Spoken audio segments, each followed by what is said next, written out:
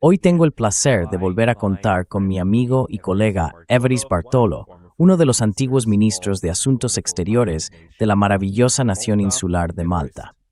Evariste, bienvenido de nuevo. Gracias por esta conversación. Es estupendo tenerte de vuelta, porque también escribiste este artículo aquí, a ver si puedo mostrarlo, sobre algunas de las revelaciones más sorprendentes de los archivos de Epstein, ¿verdad? Y se titula La ruptura es mucho más profunda. A menos que los oligarcas sean expulsados de nuestros sistemas políticos, seguirán corroyendo nuestras democracias y perjudicando al resto del mundo. Quieren subordinar, dice Evariste Bartolo. Quiero decir, este es el comienzo de tu artículo. ¿Podrías explicarnos un poco cuál es tu argumento en este texto?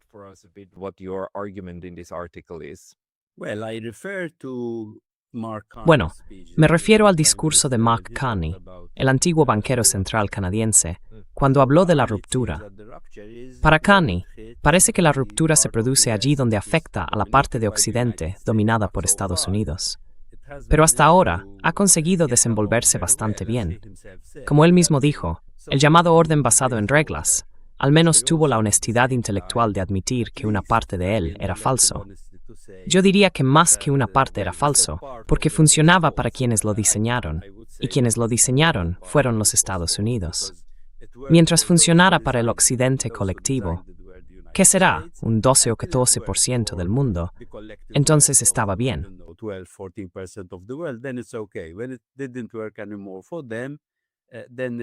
Cuando ya no les funcionó, entonces se produce una ruptura. Yo digo que la ruptura es más profunda, porque cuando miramos los archivos de Epstein, no se trata de unas pocas manzanas podridas aquí y allá. Ya sabes, algunas en Estados Unidos, otras en países escandinavos, en el Reino Unido.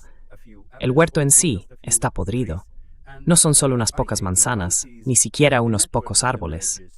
Y si observas la red que surge en esos archivos, en esa información, que reúne intereses empresariales, tecnología, el ejército, la seguridad, los medios de comunicación, es todo un ecosistema. Yo lo llamo un hábitat que permite que esto ocurra. Porque incluso hasta hace unos meses, por ejemplo, tomemos el caso de Peter Mandelson.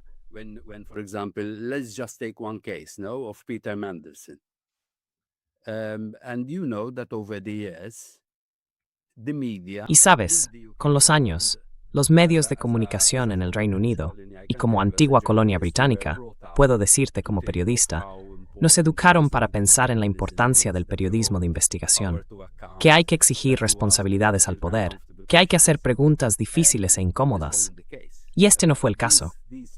Estas personas, ya fueran expresidentes de Estados Unidos, exministros o grandes oligarcas, recibieron un trato muy complaciente por parte de los medios.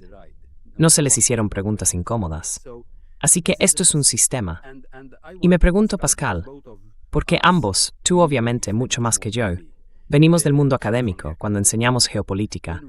Nos estamos aferrando demasiado a teorías abstractas y no mostramos a nuestros estudiantes cómo funciona realmente el mundo.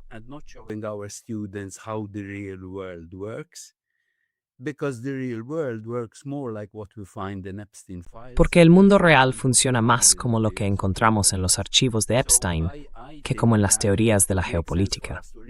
Así que creo que tendría sentido que intentáramos comprender realmente qué es esta red. Un conjunto de personas muy poderosas que se unen para hacer que el sistema funcione y para que el sistema funcione a su favor. Cuando hablamos del mundo posterior a la Segunda Guerra Mundial, y de la estructura financiera y empresarial que se materializó tras la Segunda Guerra Mundial, también se crearon las condiciones para una red de corrupción, una red de intereses empresariales muy poderosos que generan no solo desigualdad e injusticia social, sino también guerra.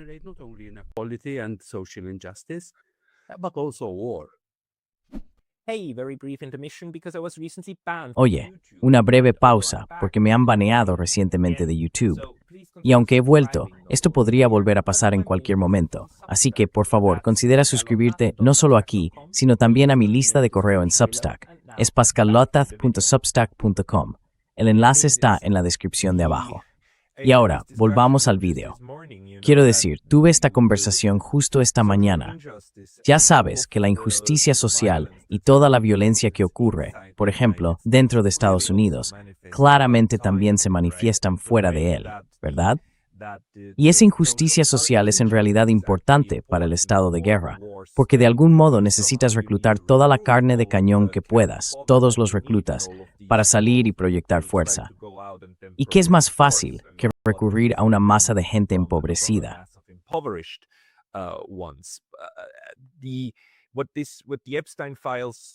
Lo que me muestran los archivos de Epstein, sin embargo, es que la clase dirigente, el 1% superior, la gente con mucho dinero, parece que ese dinero se traduce automáticamente en influencia política entre ellos mismos.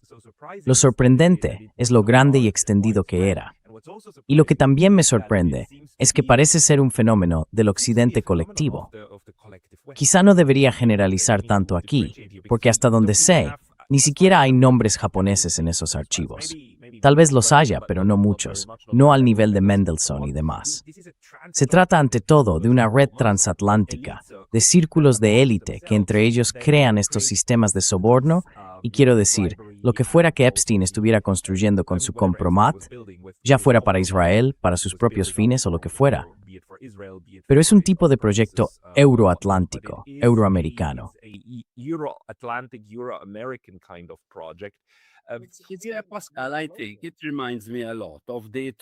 Sí, Pascal, creo que me recuerda mucho a la Comisión Trilateral. Pero empieza desde abajo, piensa desde abajo. Porque la Comisión Trilateral, ya sabes, suena tan bien y produce estudios y reflexiones sobre hacia dónde va el mundo. Pero luego ves el otro lado, el lado que no quieren que veamos. Ahora bien, creo que si conocemos un poco de historia, sabemos que las élites se han comportado así durante siglos.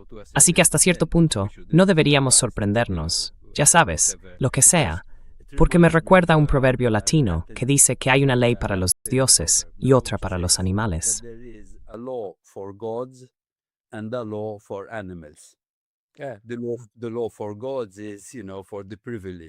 La ley de los dioses es, ya sabes, para los privilegiados, las normas que ellos establecen. Y de nuevo, vuelvo al orden basado en reglas, al que se refiere Carney. Así que están las reglas de los dioses, quienes diseñaron y crearon esas reglas. Y luego están las reglas para los colonizados, para el 88% del mundo. Y ellos son los animales. No, son los seres humanos corrientes, para quienes las leyes de los privilegiados, que solo sirven para proteger los intereses del 1% más rico, no se aplican. Así que cuando Carney lamentó que ya no parece funcionar para nosotros, bueno, en realidad nunca había funcionado para la mayoría de las personas que viven en este planeta.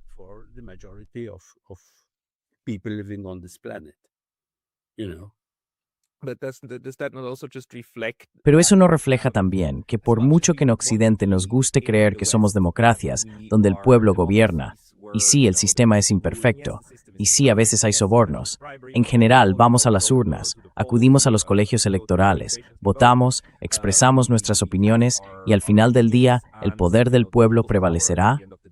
Es una farsa. Es una farsa. Es una versión ficticia de una verdadera incorporación política, cuando en realidad existe una clase oligárquica que gobierna estos países como si fueran feudos. Y ellos lo conciben así, en esos términos. No es nada nuevo. No fueron los años 2010 los que trajeron esto. Así era el sistema.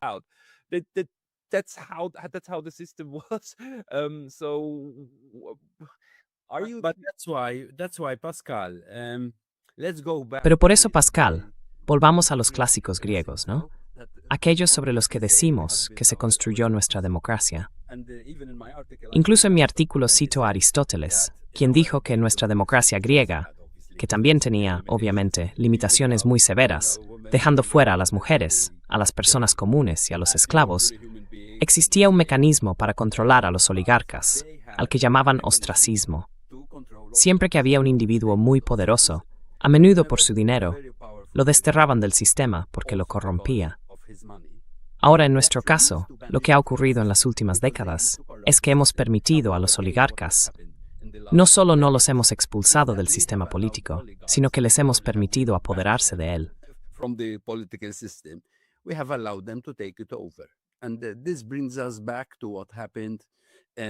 Y esto nos lleva de nuevo a lo que ocurrió con la sentencia del Tribunal Supremo en 2010, cuando el Tribunal de Estados Unidos permitió el uso ilimitado de dinero para financiar a candidatos y partidos políticos. Desde entonces, creo que lo que sucedió en Estados Unidos se ha extendido de diferentes maneras. Aunque existen marcos para controlar el flujo de dinero que apoya a candidatos y partidos, nuestras democracias se han convertido en plutocracias. Se han transformado en sistemas dirigidos por personas con dinero y en su propio interés. Y por eso, una vez más, uno de los puntos que planteo, que creo que es doloroso, es que la gente tiende a preferir a los demolidores como Trump antes que a los falsos constructores, porque ellos llegan para demoler.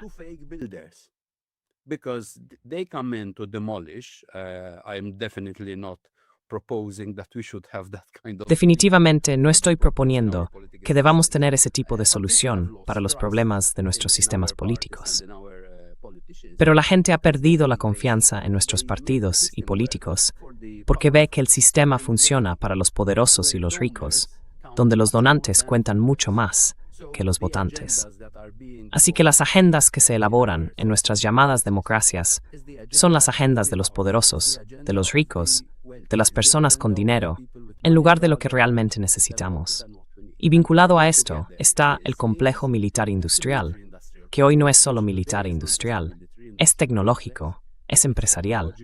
Así que ya sabes, en lugar de construir, por ejemplo, tomemos Europa. En lugar de abordar nuestros problemas, pensamos que el atajo es rearmarnos, y creemos que eso va a resolver nuestros problemas.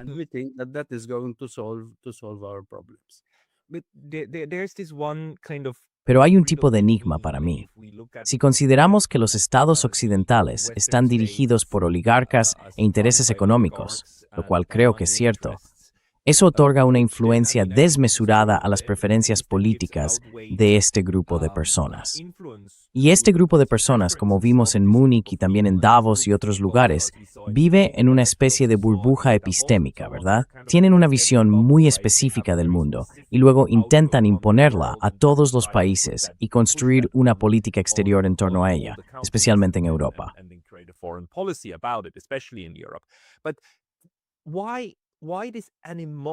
Pero ¿por qué esa animosidad de ese grupo? Esa red transatlántica de élites al estilo Epstein. ¿Por qué la animosidad hacia Rusia y hacia China? ¿Y por qué ese afán de dominio constante por parte de ese grupo? Porque esa élite adinerada podría perfectamente estar confabulada con la élite adinerada de Rusia, de China y del resto del mundo, ¿no? Y aliándose con ellos, podrían crear una burbuja mucho mayor y tener mucho más éxito reprimiendo a sus propios pobres. ¿Verdad? ¿Por qué no está ocurriendo eso?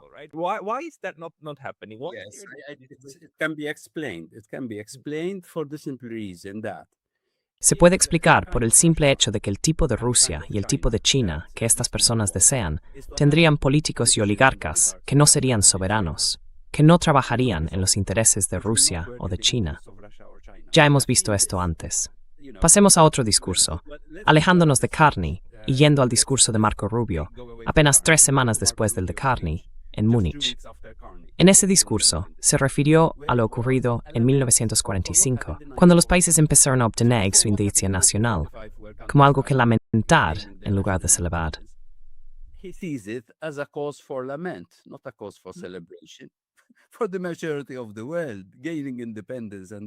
Para la mayoría del mundo, lograr la independencia y la soberanía fue motivo de celebración. Por fin, empezamos a tener cierto control sobre nuestro propio destino. Comenzaríamos a utilizar nuestro territorio, nuestros recursos y nuestra capacidad de decisión en nuestro favor. ¿Aceptaron esto los antiguos imperios?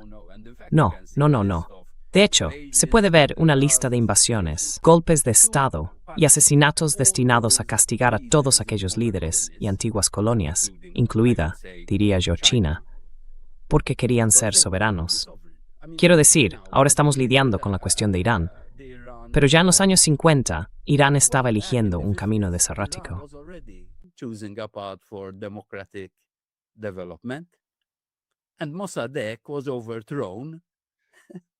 Y Mossadegh fue derrocado por la sencilla razón de que dijo, El petróleo es nuestro y deberíamos usarlo en nuestro propio beneficio. Ahora, si vamos a China, saltemos a Rusia. Querían que Rusia fuera la Rusia de Yeltsin, no la de Gorbachev y no la de Putin. Y por la sencilla razón de que Putin quería decir, escuchad, nuestros recursos deberíamos usarlos en nuestro propio interés. Y se ve la agenda de quienes dicen, queremos derrotar a Rusia. Queremos dividir a Rusia en pequeñas partes para poder quedarnos con sus recursos. Y queremos asegurarnos de que se gobierne de una manera que nos convenga.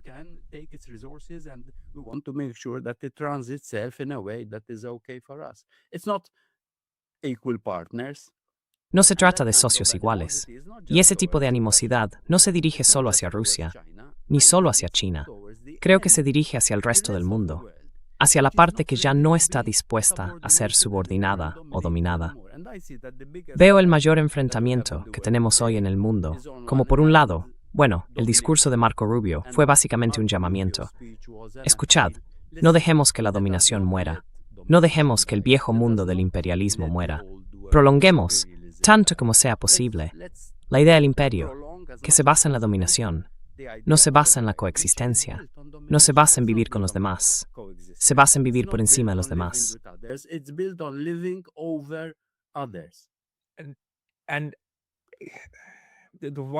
Lo que más me asusta es que en última instancia todo se reduce a la incapacidad de esta clase de personas en Occidente para compartir. No quieren compartir. No quieren compartir con el exterior y tampoco quieren compartir dentro.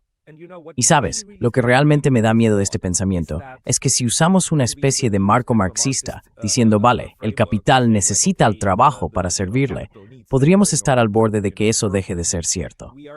No solo tenemos automatización, sino también inteligencia artificial para externalizar todas las partes de servicio. Podríamos estar al borde de algo muy, muy peligroso, cuando ese tipo de capital occidental que no comparte de repente descubra que no necesita a toda esa población excedente del sur global, ni a la población excedente en casa, ¿verdad? Sería mucho más agradable si todos los de la clase Epstein tuvieran sus propios campos de golf. Eres Quiero decir, expresión para mí de recursos sociales. ¿O cómo los percibes tú?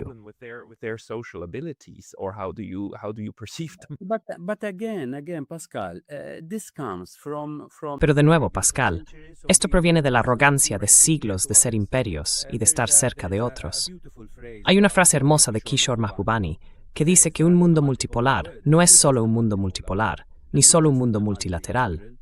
Es un mundo multicivilizacional. Eso significa aceptar no solo el dominio de Occidente, sino también el de otras culturas y civilizaciones. Ahora en Múnich, Marco Rubio decía, «Oh, qué hermoso era el mundo antes de 1945, cuando teníamos misioneros. Teníamos soldados que salían a civilizar al resto del mundo, a dominar al resto del mundo, sin ver las consecuencias, genocidio, destrucción de civilizaciones, explotación».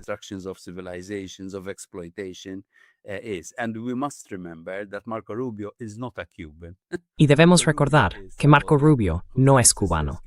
Marco Rubio es alguien cuyos antepasados vinieron de España como colonizadores. No vinieron a Cuba para liberarla. Así que cuando hablamos de Marco Rubio como cubano, él proviene de esa parte de Cuba que era la del colonizador, el poblador, no la del colonizado, ¿sabes? Y creo que así es como todavía ven el mundo. Por eso aplaudieron tanto a Marco Rubio, como si quisieran prolongar esa idea de dominación, de colonialismo, and aísmo molasses in Mavsam Hinch.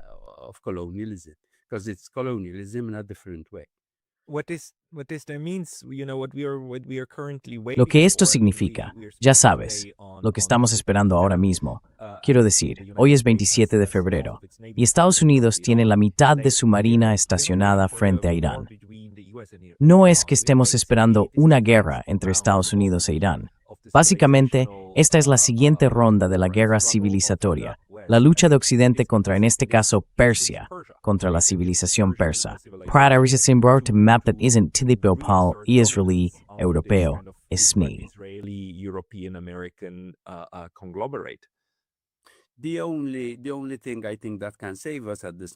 Lo único que creo que puede salvarnos en este momento y lo repito, es el enfrentamiento entre quienes quieren vivir por encima de los demás y quienes quieren vivir con los demás. Quienes han sido dominados durante tantos siglos ahora se niegan a seguir siendo dominados. Quienes dominaron quieren seguir dominando. Ese es el mayor enfrentamiento que tenemos ahora mismo. ¿Qué nos salvará? Y lo digo con tristeza, porque en realidad no estoy en contra de encontrar formas de convivencia pacífica, de sentarnos juntos y llegar a un acuerdo.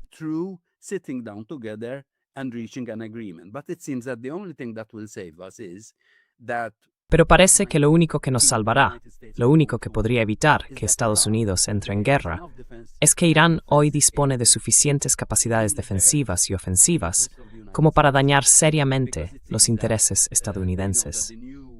Parece que saben que la nueva generación de misiles y sistemas de defensa que posee Irán podría infligir mucho daño a Estados Unidos, tanto a su flota como en relación con Israel. Esa parece ser la única parte del cálculo en la que se preguntan, y hasta los propios generales estadounidenses han planteado esta cuestión, si realmente estamos en condiciones de intervenir y luego retirarnos.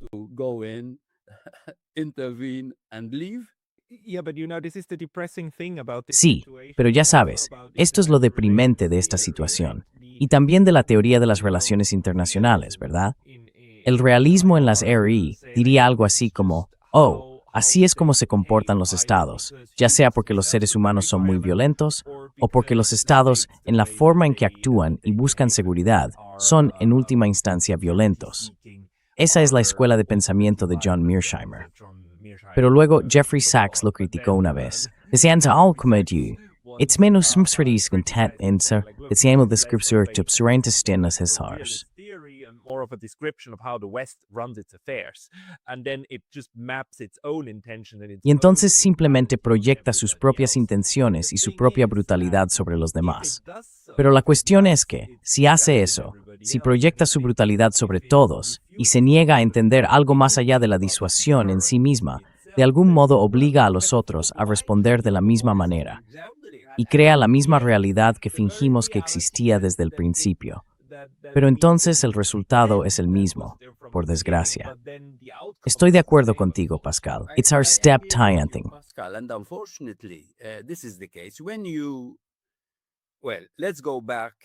Bueno, retrocedamos 70 o 71 años, cuando Nixon dijo que sería bueno tener un equilibrio de poder.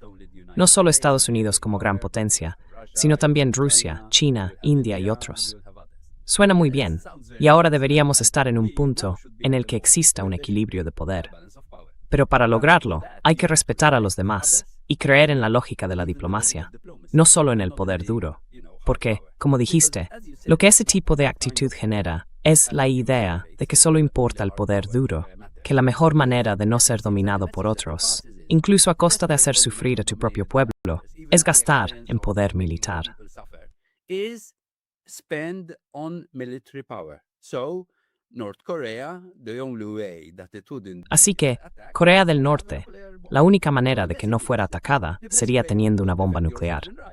Así que el mensaje es, la mejor forma de defender tus derechos soberanos es tener un arsenal nuclear. Pero eso es un suicidio. Quiero decir, es un suicidio global, porque hay tantos desafíos en el mundo que aún debemos afrontar. Deberíamos estar trabajando juntos para abordar esos grandes retos. Pero en lugar de eso, tenemos esta parte del mundo, quizá un 2%, y ni siquiera eso es del todo justo, porque no es como si todas las personas que viven en Occidente quisieran dominar al resto del mundo. Hubo, creo, un judío suizo, George Steiner, que solía hablar de la medusa volviéndose hacia adentro. Si eres violento con los demás y estás dispuesto a tratar mal a otros, acabarás tratando así también a tu propio pueblo.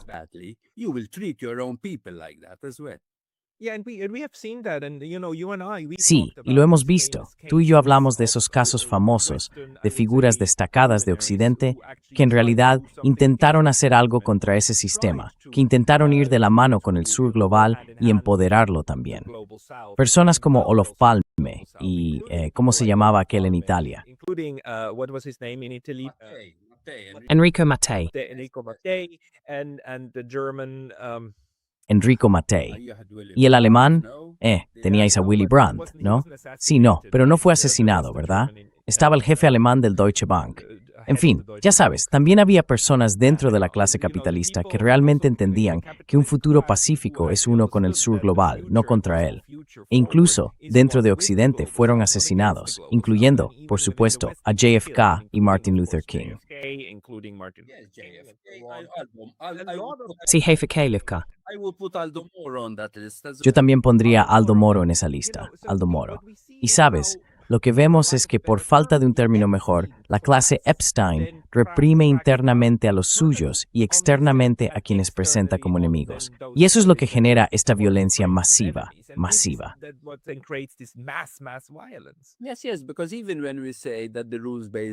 Sí, porque incluso cuando decimos que el orden basado en normas funcionó para Occidente, funcionó para la élite de Occidente, no para la gente de Occidente. Así que, por ejemplo, en mi caso, vengo de una tradición del Partido Laborista. Quiero decir, sé que personas como Tony Blair y personas como Mandelson tienen mucho por lo que responder. Personas como Clinton también tienen mucho por lo que responder. Porque cuando tienes sindicatos y partidos políticos que se crearon para promover los intereses de la gente trabajadora y de la clase obrera, no de forma sectaria, sino para una vida digna para quienes trabajan, no para quienes tienen dinero y capital.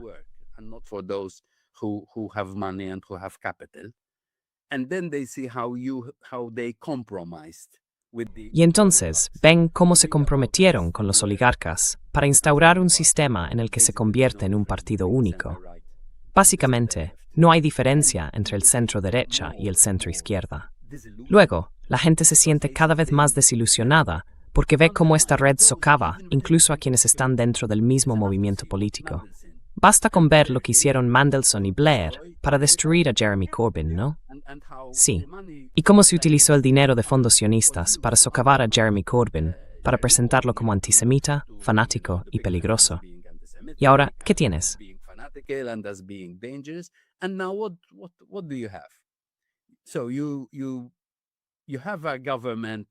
Así que tienes un gobierno en el que su propio pueblo desconfía profundamente, dirigido por Starmer. Y eso es un gran problema. ¿Y cuál es la alternativa? Farage. Ya sabes, cuando pasas de un país a otro, destruyendo la credibilidad de quienes quieren ofrecer una vida decente a la mayoría de la gente de ese país, entonces la alternativa se convierte en lo que se llama extrema derecha o extrema izquierda. Lo cual es una forma de, en lugar de abordar realmente el problema, se inventan etiquetas para intentar prolongar el dominio de la élite que quiere gobernar el mundo en su propio interés. Y ese mundo incluye a la gente de su propio país, no solo al resto del mundo, ya sabes.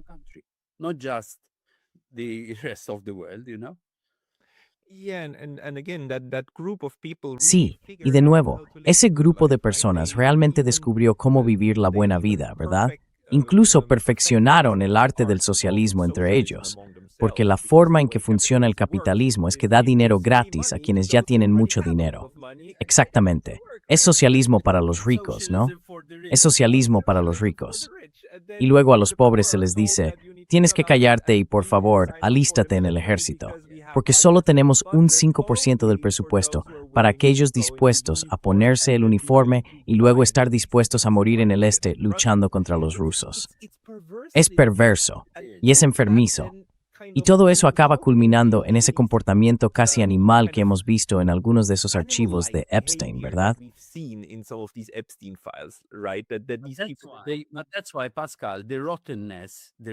Por eso, Pascal, la podredumbre no está solo en la depravación moral de cómo se trataba a las chicas jóvenes y a las mujeres, y en las fiestas sexuales y cosas por el estilo, sino también en lo que dices sobre cómo se gobierna un país. Los recursos, ¿para qué se utilizan? Se destinan a los sistemas de atención, a los sistemas de salud, a la educación, a que la gente pueda vivir dignamente. Y si están dispuestos a tratar así a su propia gente, imagina cómo van a tratar a los africanos, a los indios y a otro. Quiero decir, vemos cómo están tratando a los palestinos ahora mismo, ¿verdad? Este es el futuro.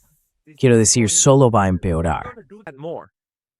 It's terrible, and what is, I think, is even more terrible. Es terrible. Y lo que me parece aún más terrible es cómo se utiliza la religión para justificar la idea de que uno ha sido elegido por Dios, lo que implica que otros no lo han sido. Esa idea genera este concepto de soy especial, soy privilegiado, no solo en este mundo, sino también espiritualmente elegido para ser privilegiado y especial. Y si no formas parte de esto, si no perteneces a ese círculo mágico de los elegidos por Dios, entonces puedo tratarte como quiera, puedo destruirte. Sabes, la política del genocidio no ha existido solo en Palestina. Es terrible lo que sigue ocurriendo allí, y lo mismo ha sucedido en todos los continentes. The same has happened on every continent. Even when today you see. Incluso hoy, se puede ver que una de las primeras cosas que hizo Trump cuando llegó a la Casa Blanca fue colocar en su despacho fotos de expresidentes que en realidad llevaron a cabo genocidios en Estados Unidos. Sí, arrebatando tierras a los indios, a los pueblos indígenas, y expandiendo el país, no solo apropiándose de tierras que pertenecían a los nativos, sino también de tierras que antes pertenecían a México. Luego tienes a Carney escandalizándose porque, oye, mientras tomes el control de Venezuela, mientras ataques a Cuba, mientras ataques a Irán, todo está bien, pero no lo hagas con nosotros, ¿sabes? Es el monstruo devorándose a sí mismo. Pero, mientras tanto, las víctimas que deja en el resto del mundo, solo espero que logremos sobrevivir a este momento tan difícil, porque este es el tipo de situación en la que suelen estallar las guerras mundiales.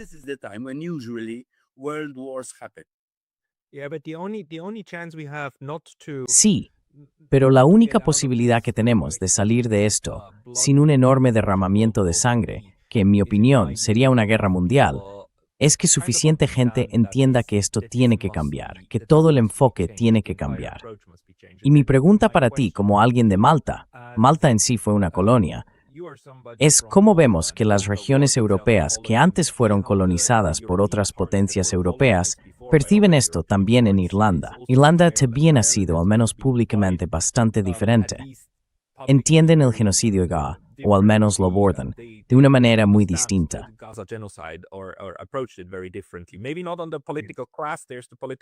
Quizás no entre la clase política, también hay un problema de clase política ahí, pero en el discurso público lo entendieron de una manera muy diferente.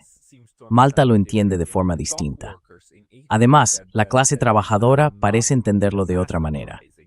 Quiero decir, los estibadores en Italia que organizaron un levantamiento masivo, esos parecen ser los grupos con una visión más clara de cómo funciona el sistema. ¿Dónde más ves, dentro del sistema occidental, los lugares en los que deberíamos empezar a hacer proselitismo para alejarnos de esta catástrofe hacia la que nos estamos dirigiendo?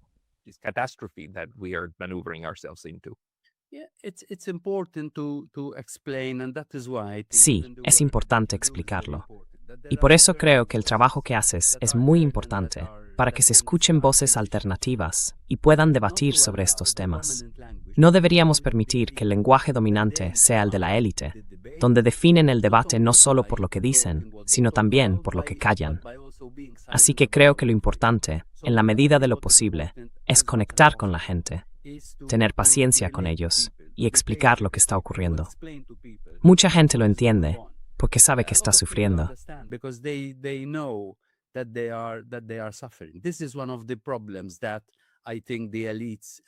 Este es uno de los problemas que creo que las élites afrontarán en Estados Unidos. Vemos que una cosa es hacer campaña y decir que vas a resolver el coste de la vida, bajar los alquileres, generar empleo, y luego pasa el tiempo y nada de eso ocurre. Lo mismo está sucediendo en Europa Occidental y en la Unión Europea, donde la gente siente que los servicios públicos no están cumpliendo, donde los servicios sociales están siendo debilitados. Lo importante es vincular las cuestiones de justicia, una vida cotidiana digna y la paz, unirlas, porque van de la mano.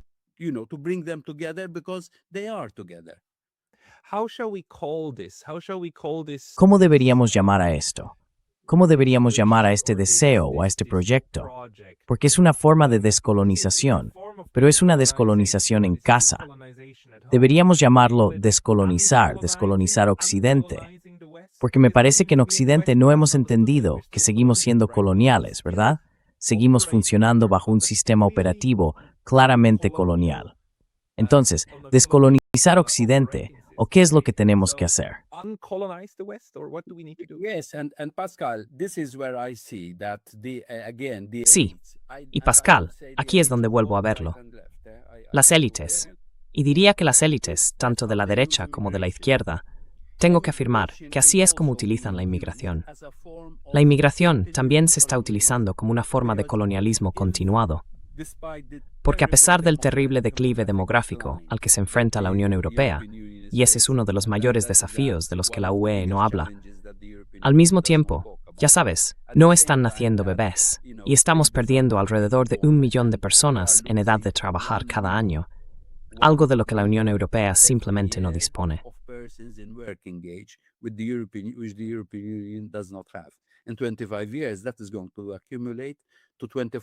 En 25 años, eso va a sumar 25 millones.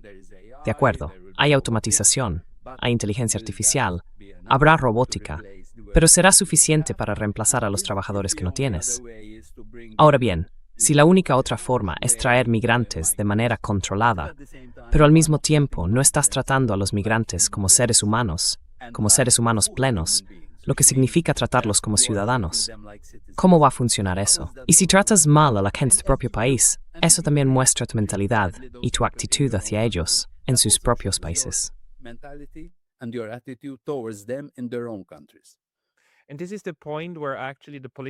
Y este es el punto en el que la derecha política realmente cae en la trampa del pensamiento colonial. Aplicar básicamente conceptos coloniales de forma interna y decir, no, tenemos que deshacernos de ellos, apartarlos.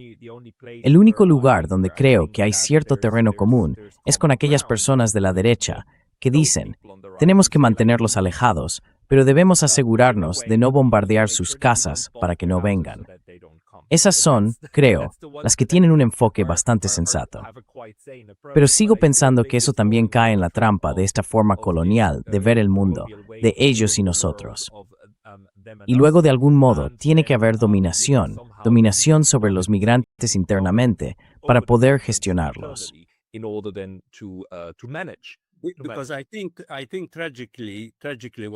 Porque creo que, trágicamente, lo que ocurrió, Pascal, durante un cierto tiempo fue que la cuestión se trató de manera muy irracional y muy polarizada. Aquellos que se alineaban con los migrantes y aquellos que se alineaban con los nativos. Cuando en realidad hay preocupaciones legítimas en ambos lados que deben abordarse. El camino a seguir es intentar encontrar una convivencia pacífica dentro de estos países. Porque, por ejemplo, en mi caso, vengo de un país pequeño, donde más del 35% de nuestra población procede ahora de muchos países diferentes de todo el mundo. La gente empieza a sentirse ansiosa e incómoda, como si ellos mismos estuvieran siendo desplazados, en lo que respecta al lenguaje que usan, su cultura, sus costumbres.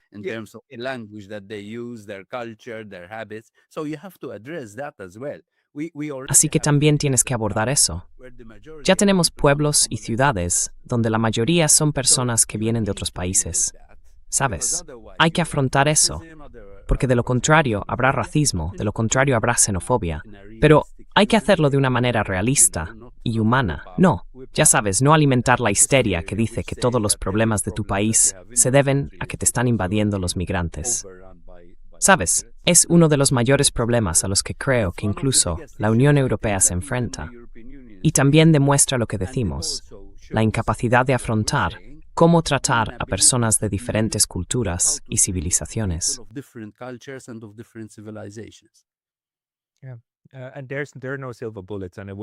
Y no hay soluciones mágicas. Y en realidad, nunca querría, ya sabes, enfadar a colegas y amigos del lado conservador por esto, porque como has dicho, hay preocupaciones muy legítimas y deben abordarse. Pero creo que uno de los problemas de fondo sigue siendo esa mentalidad colonial en Occidente. Y ahora está saliendo a la luz cada vez más. Así que básicamente, lo que necesitamos es crear conciencia del hecho de que el colonialismo no es algo que terminó hace 80 o 90 años. El colonialismo está con nosotros, está vivo. Y no se trata solo de neocolonialismo, es colonialismo clásico. Es una mentalidad colonial, un enfoque colonial de los asuntos internacionales y locales, y tenemos que enfrentarnos a eso. De lo contrario, vamos a destruirnos a nosotros mismos. We need to grapple with that, otherwise we're going to destroy ourselves. And I think what is tragic is I think the Y creo que lo trágico son las deficiencias de los sindicatos en los países europeos que no están organizando a los trabajadores migrantes. Operan bajo la ilusión, no lo admiten, pero sé que operan bajo esa ilusión de que se pueden tener dos fuerzas laborales distintas, dos grupos de trabajadores diferentes a los que se protege. Proteges a tus propios trabajadores, a los que nacieron en tu país, y normalmente trabajan en el sector público. Así que, mejoras sus salarios, mejoras sus condiciones laborales, y permites que los migrantes hagan el trabajo que tu gente ya no quiere hacer. Puede ser en la limpieza pública, en los cuidados, en la restauración o en la construcción. Y no los organizas para mejorar sus condiciones. and you don't organize them to improve their conditions. Now, that is very dangerous because Ahora bien, eso es muy peligroso, porque al socavar sus condiciones laborales, también estás socavando las condiciones laborales de tu propio país y de tus propios trabajadores. Significa que es una sola fuerza laboral, una sola mano de obra. Y si permites que siga fragmentada como está, entonces tus trabajadores empezarán a sentirse resentidos hacia los migrantes, pensando que aceptan salarios más bajos, que aceptan peores condiciones laborales y que por tanto son sus enemigos. En lugar de tener solidaridad y trabajar juntos, los sindicatos están protegiendo en realidad a quienes ya están en una mejor posición. Pero el hecho de que no estén organizando a los trabajadores migrantes perpetúa la división y la falta de solidaridad, incluso dentro de nuestros propios países, lo que genera sus propios problemas.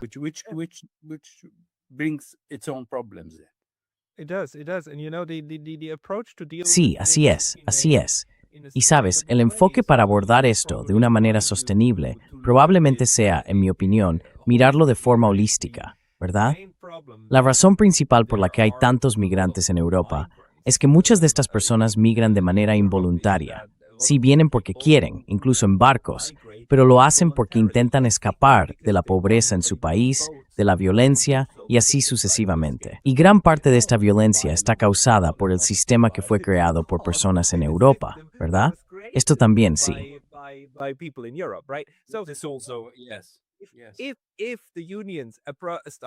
Si los sindicatos empiezan a abordar esto como un problema que debe resolverse tanto allí como aquí, llegaremos a un punto en el que la migración descenderá hasta un nivel más o menos natural. Siempre habrá personas que se desplacen. Quiero decir, yo soy un migrante en Japón, pero puedo decirte que la mayoría, alrededor del 90% de los suizos, disfrutan viviendo en Suiza. Aproximadamente un 10% se va al extranjero, pero normalmente vuelve. Yes, lo ocurriría sorman du road en todo el mundo si lográsemos mejorar la situación gray, no solo para el 1% superior, la altera.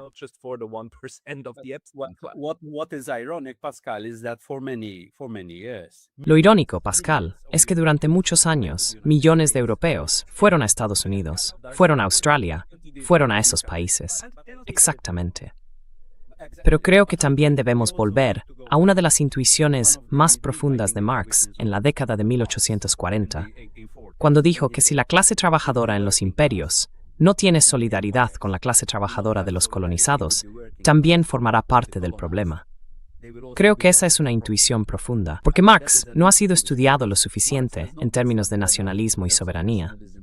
Cuando escribe sobre la cuestión irlandesa y cuando escribe sobre los colonos, tiene percepciones a las que los marxistas de Occidente no han prestado suficiente atención. Eran muy provincianos. Así que, si como decimos, este tipo de red de solidaridad debe construirse entre culturas, entre civilizaciones. Porque si no lo hacemos, tendremos serios problemas y continuación del colonialismo, lo que significa continuación de la dominación. Y la dominación unida es su ritmo. Military power, which is suicide. Yeah, it will end in the deaths of millions. Sí, terminará con la muerte de millones, sin duda, decenas de millones. Y este iceberg debe evitarse si todavía podemos, de algún modo, desviar el barco. Por eso me alegra tanto que tú también compartas ese tipo de análisis. ¿Hay algo más, algo de lo que aún no hayamos hablado en esta conversación, que sea importante para entender dónde estamos? También estoy volviendo a mirar a Múnich, a Rubio y demás. Again, at Munich and Rubio and so on. Well, I think, first of all, we need to Bueno, creo que ante todo necesitamos tomar algo como el discurso de Rubio y subrayar realmente lo que está diciendo. La reacción de las élites europeas fue muy reveladora, en el sentido de que él lamentaba el hecho de que los imperios ya no son fuertes, y decía, no sintamos vergüenza ni culpa por lo que hicimos. Quiero decir, eso es, ya sabes, decirlo así, con tanta arrogancia. to say it like that so arrogantly. But that reminds me of the Pero ya sabes, eso me recuerda al discurso del jardín de tu antiguo colega, Borrell. Y conoces a Borrell, ¿verdad? Lo conoces personalmente. Quiero decir, ¿qué es lo que no entendió? Que esa era una forma tan inaceptable de representar el mundo. Quiero decir, ¿llegaste a hablar de esto con él?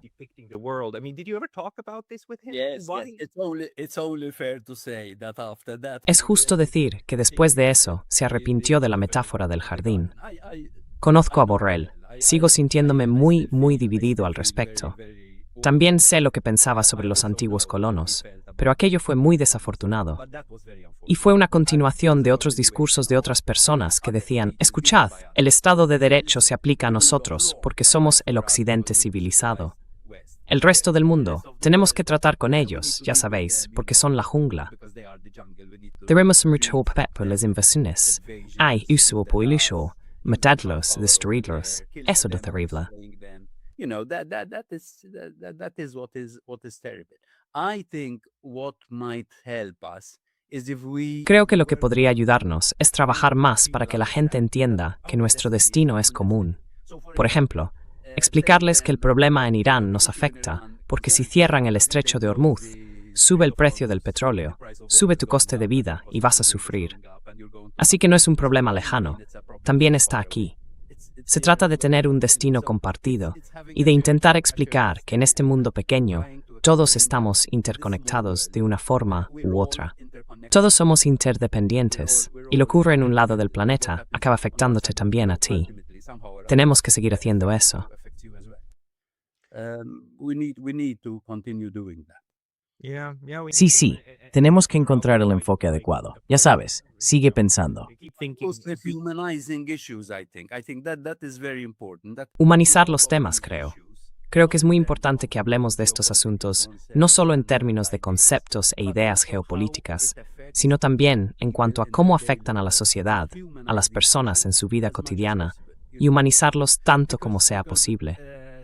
Porque a veces eso es lo que los populistas consiguen hacer mucho mejor que otros. Hablan de tus preocupaciones, de tu trabajo, de tu identidad, de tu sentido de pertenencia. Tenemos que hacer eso. Cuando hablamos de paz y convivencia, es importante que no parezca que estamos llevando a cabo una cruzada intelectual, tratando con conceptos abstractos, sino que estemos abordando cuestiones de vida o muerte en nuestra vida diaria. Tenemos que seguir haciendo eso, hablar de estos temas como si las personas importaran, no solo los conceptos y los buenos deseos. Sí. Not just concepts and wishful thinking. Sí, y queremos la paz porque queremos mantener a la gente con vida, ¿verdad? Nos gusta tener a las personas cerca, no en tumbas. Por eso necesitamos la paz. En cierto modo, solo nos preocupa la salud y el bienestar de las personas, ¿verdad? Así que por eso debemos evitar la guerra, porque es muy poco saludable. Bien.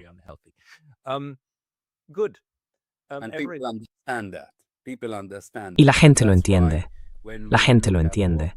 Y por eso, cuando observamos cómo reaccionan los jóvenes cuando se les pregunta ¿estáis preparados para morir en guerras? La verdadera cuestión es si están preparados para morir por las élites. Eso se refleja en los archivos cristianos, porque básicamente eso es lo que estas élites están pidiendo a los jóvenes, que mueran por ellos. Y por lo general, no es la primera vez que estas élites están en ambos bandos de una guerra. en ambos are on bandos. both sides in a war, are on both sides. Recently I was looking Sabes, at recientemente estuve mirando cómo los banqueros durante la Segunda Guerra Mundial, incluso los banqueros suecos y los estadounidenses, estaban financiando tanto el esfuerzo bélico de los aliados como el del eje. El dinero también llegaba a Hitler, no solo a las fábricas estadounidenses que producían armamento para los aliados. Y cuando tuvieron lugar los juicios de Nuremberg, ninguna de las personas que trabajaban con chaqueta y corbata en Nueva York o Estocolmo fue llevada ante la justicia, a pesar de que estaban facilitando la guerra del eje al poner dinero a disposición de ambos bandos. to both sides of the war, Nor were the people trying Tampoco se juzgó a las personas que financiaron la bomba atómica y la incineración de millones con los instrumentos de guerra, ¿verdad? Todos ellos están bien protegidos. Los únicos que no lo están son los que pierden la guerra. Así que naturalmente son los que acaban siendo castigados. Así que al menos esos tipos podrían serlo. Tenemos que seguir mostrando dónde están las leyes de los dioses y las leyes de los animales, y que nosotros estamos del lado de los seres humanos corrientes, que son tratados como animales por los dioses. Ya sabes. animals by the gods, Yeah. So Sí. Así que liberemos a los animales y reunamos a los dioses. Solo espero que nadie descubra nunca que algunos animales son más iguales que otros. Sí, mi amigo Pascal Lotaz, muchas gracias por esta charla. Si la gente quiere conocer tu trabajo, debería leer tus artículos. Publicas regularmente aquí, ¿verdad? En el Times y Mol Cusumano. Y luego lo subo a mi sitio web. Espero estar en proceso de incorporarme también a Substack. Es una plataforma maravillosa. La recomiendo encarecidamente. Avísame cuando la tengas para que pueda difundir la buena noticia. ¿De acuerdo? Gracias. Muchísimas gracias. Gracias por tu tiempo hoy. Adiós. Bye.